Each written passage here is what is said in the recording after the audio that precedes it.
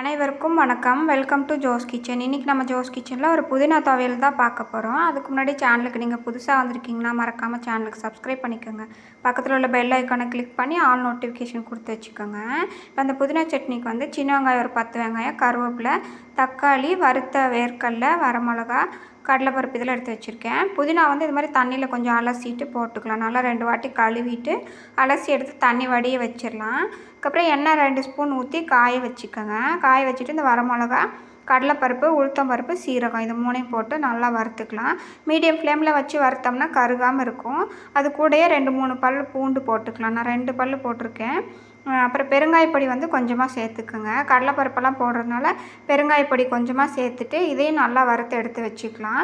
இப்போ நல்லா வறுபட்டுருச்சு. எடுத்து இந்த ஜார்லேயே போட்டு ஆற விட்டுறலாம்.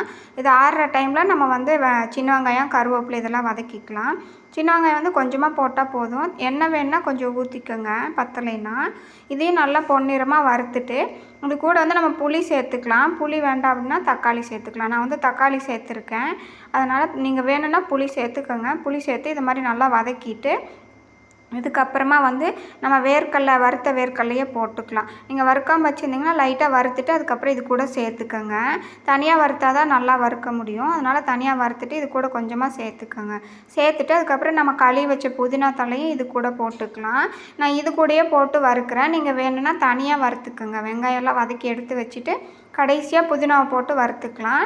நான் இது கூடயே போட்டு வறுத்துக்குவேன். இது மாதிரி வறுத்துட்டு கொஞ்சம் உப்பு போட்டுக்கோங்க. தேவையான அளவு உப்பு போட்டு நல்லா கலந்து விட்டு ஒரு 2 நிமிஷம் கழித்து அடுப்பை ஆஃப் பண்ணி ஆற விட்டுக்கலாம்.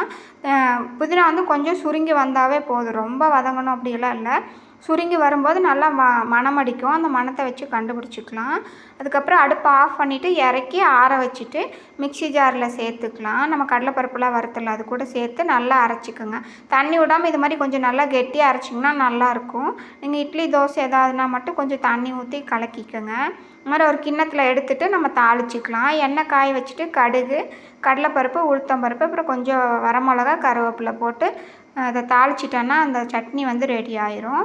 அவ்வளோதான். அடுப்பு ஆஃப் பண்ணிட்டு இதை எடுத்து சட்னியில் கொட்டிட்டோம்னா சட்னி ரெடி ஆச்சு. இந்த புதினா சட்னி இட்லி, தோசை, சாப்பாடு எல்லாத்துக்கூடயும் வச்சு சாப்பிட்லாம். நல்லாயிருக்கும். இந்த சட்னி ரெசிபி உங்களுக்கு பிடிச்சிருக்குன்னா வீடியோவுக்கு ஒரு லைக் பண்ணுங்கள்.